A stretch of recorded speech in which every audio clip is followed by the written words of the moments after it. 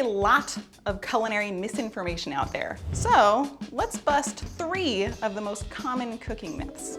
You can wash a cast iron pan, but what you should not do is scrub it or take off the seasoning. That dark black coating is what's making it more non-stick. Cast iron is porous, so if you use soap, people will say, no, the soap is gonna go inside the pores and then your food's gonna be soapy. This isn't the case if you're seasoning your pan. So don't scrub your cast iron pan, but it's totally fine to get a little soap on there, rinse it off. The thing with eggs is that when they cook, the proteins unravel, they denature, and then as you cook your eggs, water releases. If you really want fluffy eggs, it's not the milk that's making them fluffy, it's more likely the heat you're using.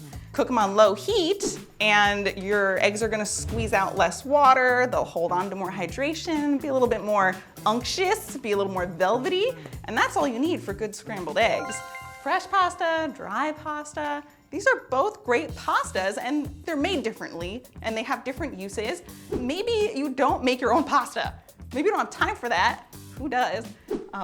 Sometimes, maybe, sometimes. Dried pasta is great for transportation, super stable.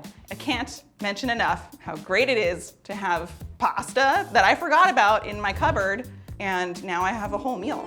So tell me, what are some of your cooking questions? Drop a comment below and stay tuned to Lifehacker for some more tips and tricks.